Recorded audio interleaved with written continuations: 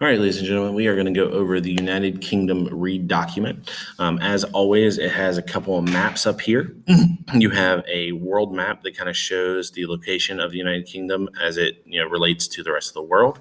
You have one that's zoomed in that shows it in relation to the rest of the continent that it's on, so Europe, and it's right here. And then finally, you have one that's really zoomed in that shows the different pieces of the United Kingdom, not including Ireland. A lot of people think that Ireland is a part of the United Kingdom. It is not. It is its own nation. Northern Ireland up here is a part of the United Kingdom. So you got Scotland, England, Wales, and Northern Ireland. So place and region. The United Kingdom of Great Britain and Northern Ireland, also called the United Kingdom or UK, consist of a group of islands off the northwest coast of Europe.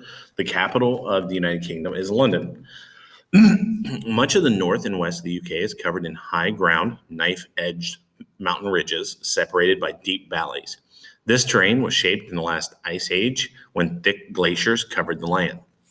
In the south of England, the countryside is mostly made up of rolling hills.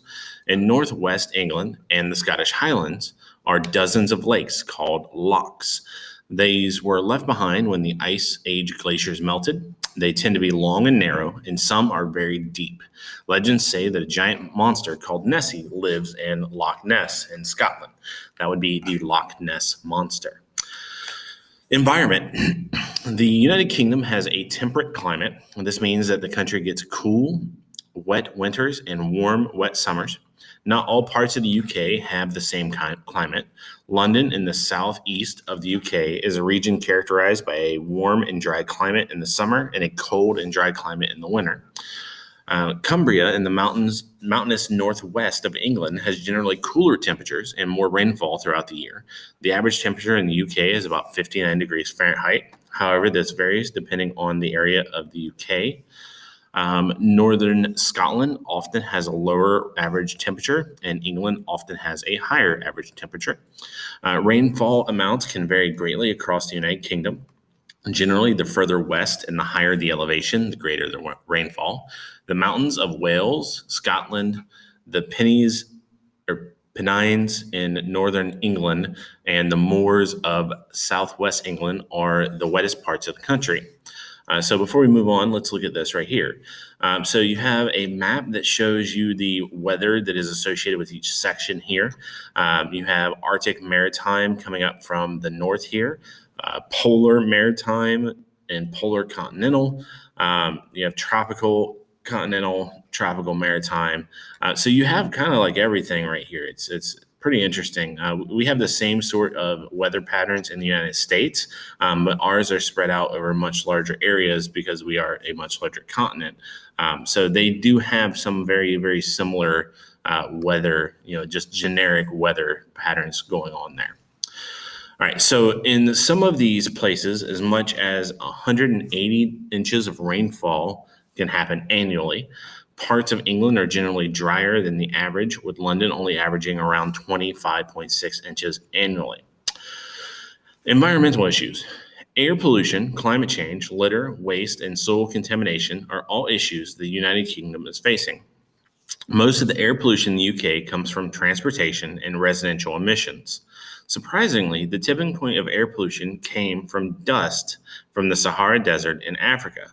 The dust blew up from the winds in the south and mixed with the industrial pollution from other European countries and reached the UK. Climate change is shown recently in the UK with excess flooding and storms. Climate change has happened because of emissions and air pollution. Litter, waste, and oil contamination are all man-made problems. There is a high level of people throwing their trash on the ground and leaving it, and then there is a high amount of excess waste being thrown away. Soil contamination is due to excess chemicals being put into the earth. These are all detrimental to human life and wildlife. And here's just a picture of some pollution in the UK, some factories, maybe power plants releasing pollution into the air. Economy. The United Kingdom has the third largest economy in Europe. Historically, the UK has been highly industrialized and continues to be a commercial and industrial nation. The nation is a leader in international trade. The currency of the UK is the pound sterling.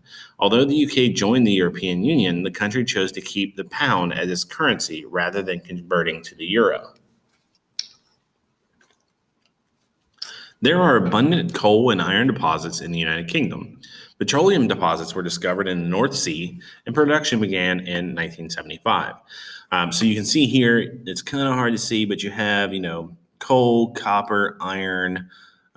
You have oil over here. Like these are, all the different areas where they found oil up in the North Sea. So you can see they do have quite a lot of resources for such a small area, comparatively speaking.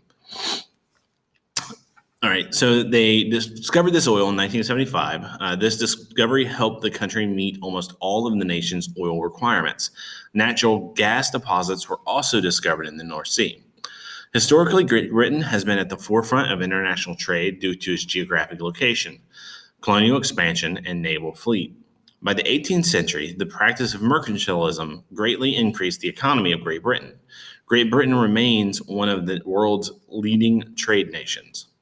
In the 18th century, Great Britain led the world into the Industrial Revolution, bolstered by the streamlining of manufacturing through the factory system. Inventions made during the Industrial Revolution led to the expansion of coal and steel production. So when it's talking about how they led the way, led the world in the Industrial Revolution, when you get to your relocation diffusion section, this may be a section that you may want to look at. Because the Industrial Revolution was when a lot of new ideas were coming about. And Great Britain did have a lot of those new ideas, and they were the ones who kind of, first set out to do these things. So inventions made during the Industrial Revolution led to the expansion of coal and steel production. London is a popular tourist destination, making tourism an essential component of the national income. One of the world's leading stock exchanges is in London. Britain has one of the world's most advanced telecommunication systems. The British Broadcasting Corporation, or BBC, broadcasts worldwide in multiple languages. The British Airways operates one of the world's largest networks, providing access to global destinations. So over here we have, the top 5 exports. You have cars, refined petroleum, crude petroleum, packaged medicaments, and gas turbines. And then over here you have just another way to kind of show the percentage of imports. So this is the imports, and this is the exports. So they import crude petroleum, cars, refined computers, packaged medicaments, and computers. All right, let's move on to agriculture. Agriculture in the United Kingdom produces 60% of the foods needed to supply the country and is highly efficient. The country is a major world producer of barley, potatoes, sugar beets, and wheat. Although the farming is successful, a significant amount of foods are imported. Arable farming is crop production, such as oats, wheat, and barley. Pastoral farming is livestock production, such as beef, sheep, and chicken. Market gardening is fruit and vegetable production. Sheep are farmed throughout the country, leading to the UK being one of the world's leading producers of wool. So you have here, arable land, mixed land, cattle. These are dairy and beef cows, hill sheep, and market gardening. So the purple area is the gardening. You have a couple different colors. I want to say this kind of darker color here is the sheep. These red are mixed. The gray areas are cattle. And then the light colored section like here and down here are the arable farming areas. So this is a breakdown of kind of how they're doing their agricultural in the UK. All right, so ethnic groups. All right, so this is probably where you're going to start finding some of that cultural diffusion stuff. According to the 2011 census, England and Wales has a population of 56.1 million, and 86% of the population was white. White are considered British, Irish, Welsh, or gypsy/traveler.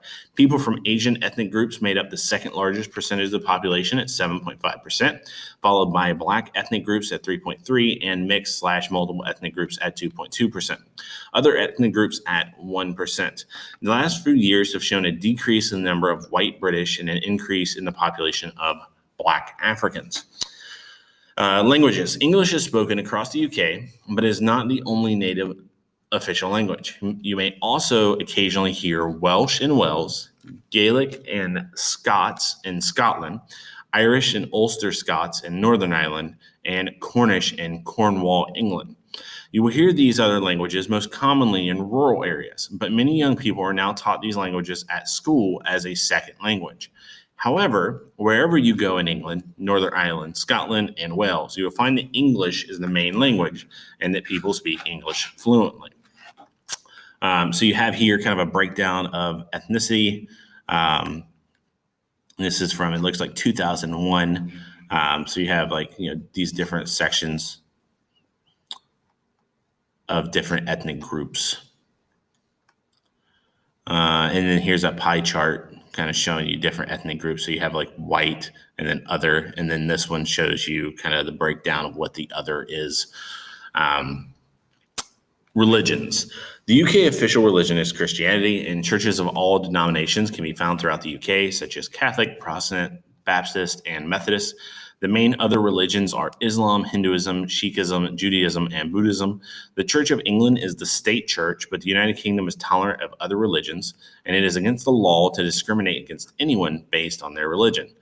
There are large and growing communities that practice Islam, Hinduism, Sikhism, and Buddhism. So again, here's a breakdown of the religious affiliations. So 59.5% is Christian. The next biggest group is non-religious at 25.7%. Let's see. Queen Elizabeth II is the current head of the Church of England. So you can see her here at a church function. All right. So culture. British culture has its roots in the United Kingdom's rich history. The people in the four countries, England, Wales, Scotland, and Northern Ireland, that is made up of, each with their own unique traditions and customs. As the British Empire expanded and the country absorbed peoples from throughout the globe, English culture has been accented with diverse contributions from Afro-Caribbeans, Asians, Muslims, and other immigrant groups. So what they're talking about here is actually cultural diffusion. So as England conquered other places and started bringing these people back to England, their ideas and their culture started to spread throughout the English culture. Even as England has become ever more diverse culturally, it continues to exert a strong cultural influence on the rest of the world. English music, film, and literature enjoy wide audiences overseas, and the English language has become the preferred language for cultural and economic exchange. Okay, so again, here are some more things that they are, have cultural, diffusion. Talking about the film, the music, the literature, the English language being diffused throughout the entire world as kind of the main, trade language. So those are good examples right there. Many holidays in England, such as Christmas, are celebrated throughout the world, though the traditional English Christmas is more about singing and feasting than giving gifts. Remembrance Day, November 11th, honors British soldiers who died in World War I. Other remembrances that are unique to England is Guy Fawkes Day, or Fawkes Night, November 5th, which commemorates a conspiracy to blow up the Houses of Parliament in 1605, and St. George's Day, April 23rd, that honors England's patron saint. The monarch's official birthday is also observed nationally and commemorated in the summer by a military parade called Trooping the Colour, which has been celebrated since the 18th century. Historically, English daily life and customs were very different in urban and rural areas. English literature and popular culture have explored the tension between town and country and between farm and factory. England gave the world the sports of cricket, football, also known as soccer, and rugby football. The most commonly accepted leisure activities in the UK are those connected with the home. Domestic comforts, the cozy charm of cottages and gardens, and the ritual of afternoon tea continue to figure prominently in the character of English life. So here you have, the Guy Fawkes. I guess they're burning an effigy of him, and then you have the Trooping of the Colors, and then you have, just an example of kind of like what tea and biscuits would look like if you were at an English home. Probably like Martha Stewart's English home, because that looks amazing, but still an English home. And then here you go, people playing soccer. I refuse to call it football. I'm sorry. It is soccer. I guess other people in other areas call it football, but here in the United States, for the most part, we call it soccer. Here is your current historical population of the United Kingdom. You have your total population, your change, your number of migrants, your median age, your fertility rate, your density, and all that, urban population. So, 83% of the people live in cities, that kind of thing. So all this information will be useful for, some of your work that you're doing. Settlement patterns. The United Kingdom is among the most urbanized of countries. The greatest overall change in settlement was the massive urbanization that accompanied Britain's early industrial development. The increasing percentage of employees in offices and service industries ensures continued urban growth.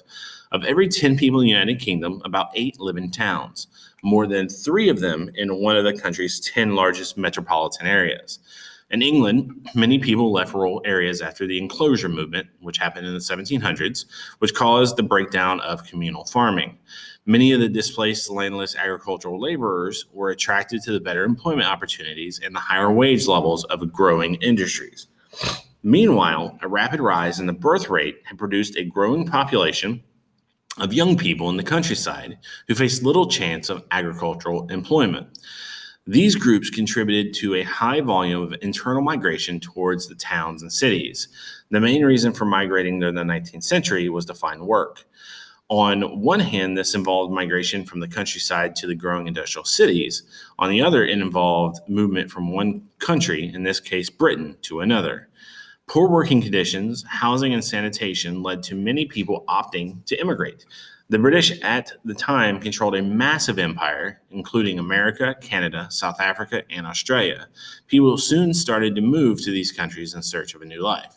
So you had a couple of things going on here. You had a larger population. Your population was booming, because technology was making life easier and better for everyone. And then you end up with all these people moving to the cities because there's too many people living in the countries and not enough jobs. But the conditions in the city were really, really bad because there's so many people working there. And people are worried about profit and not taking care of others. And so what ends up happening is you have a lot of people that move from those cities and go to the colonies that Britain had conquered at that time. And they did this because, they were told that those colonies offered, great opportunities for people to make, a good life for themselves. And so they ended up leaving. So here is the enclosure movement on, rural migration. The process is taking over and consolidating land formerly shared by present farmers. Landowners gained more land for pastures, larger fields for crops, and laborers lost their land, and they had to move to cities. And basically they did this to make it more efficient to grow like wool, because the factories were producing clothing, textiles and stuff to sell off to other countries. And so instead of having these little pieces of pasture, each individually being farmed by, a couple of farmers, they were able to get large tracts of land that they could use to grow things that they could sell. Here is London. Just a picture of London there. You got the river. It's pretty famous with the bridges going over it. And then this is the River Ness in Inverness in the Scottish Highlands. It looks kind of nice there. All right, so let us move on here. In Scotland's mountains, rivers, and seas divided the Scottish people into self-sufficient communities that developed strong senses of local identity. This sense has been eroded by social mobility, modern transport, broadcasting, and other standardizing influences, and by a general shift from rural to urban ways of life. The Highlands once had a large population, But Highland clearances, which is a series of forcible evictions and continuous immigration since the 18th century, have caused the population to dwindle. Now, settlements in the Highlands are mostly remnants of the crofting townships, that is, irregular groupings of subsistence farms of a few acres each. Boroughs, often a little bigger than villages, were mostly set up as trading centers, ports, or river crossings, or to command entrances to mountain passes. Many small towns survive around the east and northeast coast. The growth of industry and transport has helped produce urbanization. Edinburgh, Dundee, and Aberdeen are centers of administration, commerce, and industry for their areas. The people of Wales are unevenly distributed. Sparsely populated uplands are at the core, surrounded by bands of gradually increasing population density that culminate on the coast and the English border. The Anglo-Norman manorial system was introduced into Wales after the conquest of 1282, but nucleated villages became significant only in the eastern and southern peripheries of the country, where physical and political conditions favored their development. As a result, large numbers of isolated whitewashed stone cottages and farm buildings still dot the rural landscape. About 4/5 of the Welsh population live in urban areas. Prior to the Norman conquest, there was scarcely any urban development in Wales, but the Normans introduced castle towns, or walled towns, that still dominate the urban landscape today. These towns remain and serve commercial, administrative, and social functions. During the Industrial Revolution, unplanned, overcrowded urban settlements sprang up in zones where coal deposits were being rapidly exploited in the south and northeast. South Wales remains the most densely populated and industrialized region in Wales. It is divided into several essentially urban administrative areas, including Cardiff, Swansea, Newport, Port Talbot, Neath, Bridgend, Barry, and Caerphilly. All right, so let's look at the pictures we got here. So we have Cardiff, Wales is right here, and then Belfast, Northern Ireland is right there. In Northern Ireland, there are scattered and isolated farms. Occasional relics of tiny hamlets and clachans show that peasant crofts once were huddled together and worked by kinship groups in an open field system. Between the end of the 18th and the middle of the 19th century, most of the land was enclosed and scattered strips consolidated, partly as a policy of the landlords, but finally because of the decline in rural population after the potato famine of 1840s. The end result was the orderly, small square fields that dominate the contemporary landscape. Small market towns rather than villages are common. They were built by the English and Scottish planters or by the landlords during the 18th century. Few of the market centers have grown into substantial towns. Some towns have grown with the introduction of industry, particularly Dunigan, which specializes in fabrics, and Carrickfergus, now noted for aluminum castings and telecommunication cables. I want to know who named these towns. Belfast is an industrial center and major port. Shipbuilding, linen manufacturing, and engineering have declined in Belfast, but shipping remains a major employer, and the aircraft industry has gained in importance. The city is also the center of government, finance, education, and culture. All right, so here we have our population pyramid. You can see you have population in the millions. You got like over here, a little over 2 on this.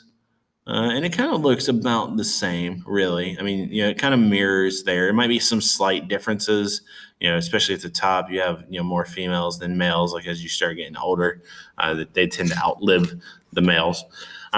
So here, it says that the current population is 67,865,000. It's 0.87% of the world's population.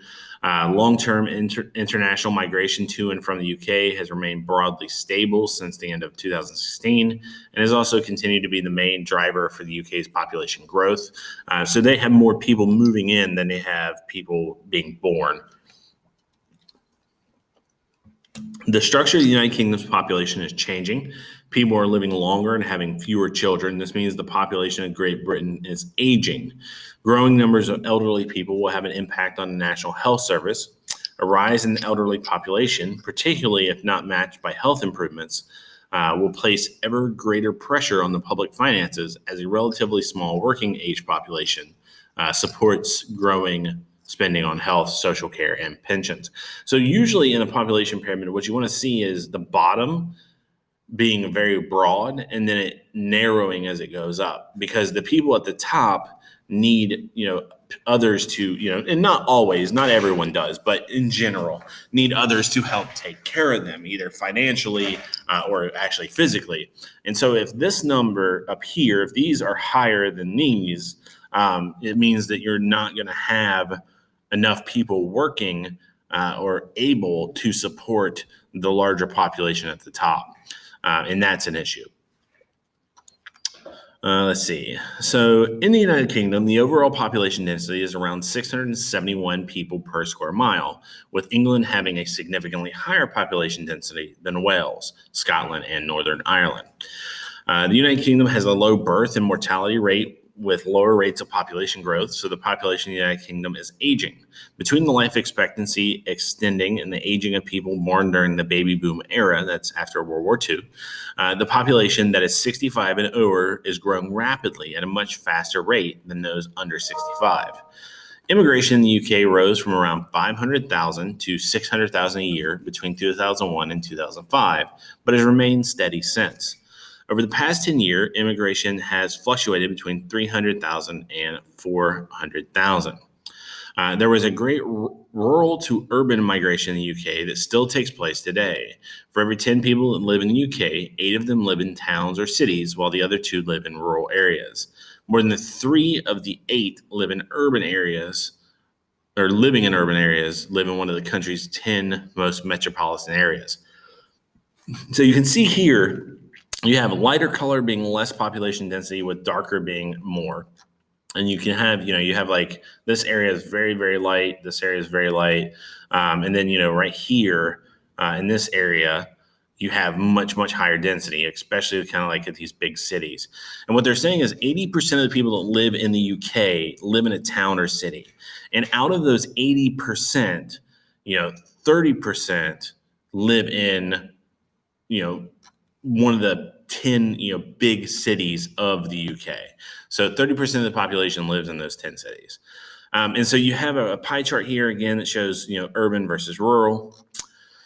National government, England, Scotland, Wales, and Northern Ireland all make up the United Kingdom. In the past, these were all different countries with different rulers. However, they were all monarchies.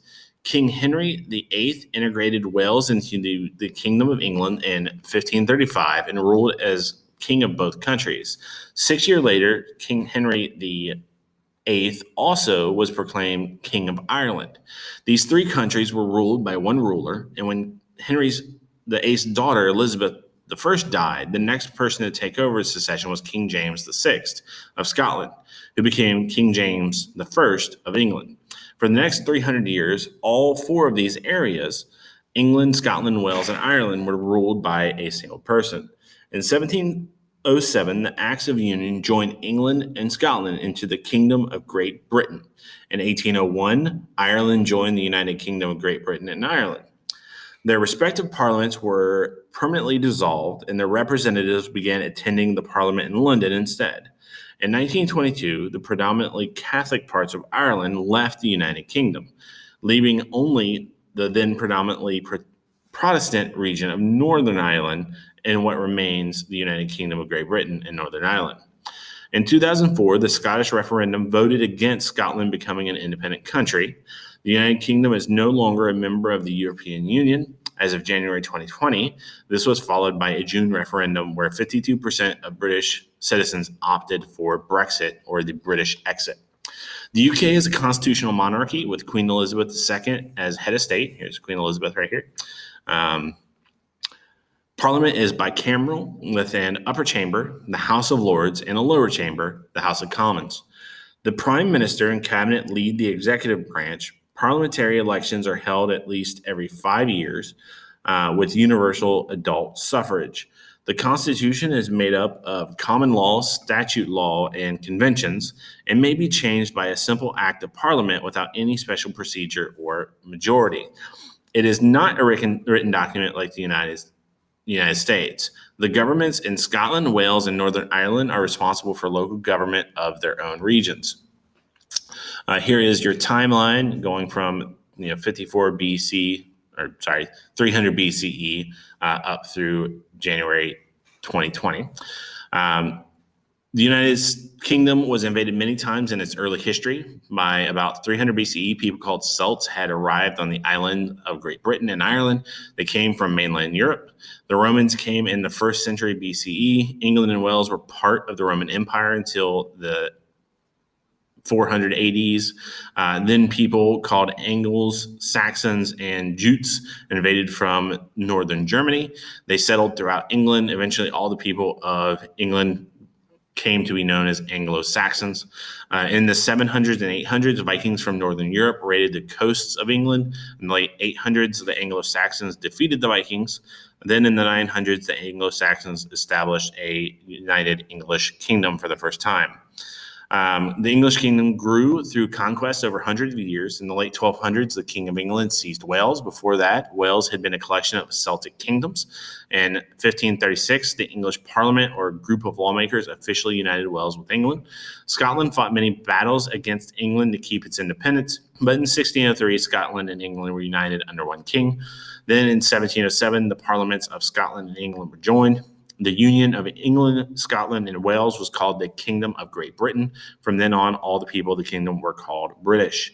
England conquered much of Ireland in the late 1100s. Like Scotland, Ireland resisted English rule, but by the end of the 1600s, England had firm control of the island.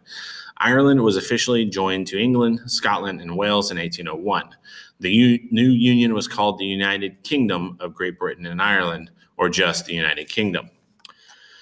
During the Glorious Revolution of 1688 to 1689, Parliament initiated the bloodless overthrow of Catholic King James II and replaced him with his Protestant daughter, Mary, and her Dutch husband, William of Orange. Reasons for the revolution were complex, included both political and religious concerns. The events changed how England was governed. At the end of the Glorious Revolution, Parliament required William and Mary to sign the English Bill of Rights. This made England a constitutional monarchy, limiting its power and ending the era of unlimited government in the country. England set up colonies in other parts of the world. The colonies were settlements that people from England started in North America, Asia, Africa, and other places. This collection of colonies was called the British Empire. The United Kingdom became one of the richest and most powerful countries in the world. In the 1800s and early 1900s, the British Empire ruled more than 1/4 of the world's people. Most people in Ireland never accepted British rule. They continued to demand independence. In 1922, most of Ireland split from the United Kingdom to form the Irish Free State, now known as Ireland. But 6 northern counties of Ireland remained part of the United Kingdom. The 6 counties were renamed Northern Ireland. The country itself was renamed the United Kingdom of Great Britain and Northern Ireland. Many of the Irish were upset over the splitting of Ireland. Some tried to end British rule in Northern Ireland, and sometimes they used violence. The United Kingdom was on the winning side in both World War I and World War II. After World War I, peace treaties with defeated countries added more lands to the British Empire. But during World War II, London and other large cities were heavily damaged. The United Kingdom spent years trying to rebuild its economy. After World War II, the British Empire gave up most of its lands in other parts of the world. The people of Wales, Scotland, and Northern Ireland continued to struggle for more self-rule. In the 1990s, the United Kingdom gave some governing power to new parliaments in Wales, Scotland, and Northern Ireland. The National Parliament in London continued to govern the United Kingdom as a whole. The United Kingdom joined the European Union in 1973. The EU requires its members to follow certain laws. These laws cover topics such as trade, security, immigration, and environmental regulations. Some British people did not like that their country had to follow these laws. In 2016, the country voted to leave the EU. The vote was very close, and many people in the country were unhappy with the results. However, the country officially left the EU on January 31st, 2020. And that is it for the United Kingdom.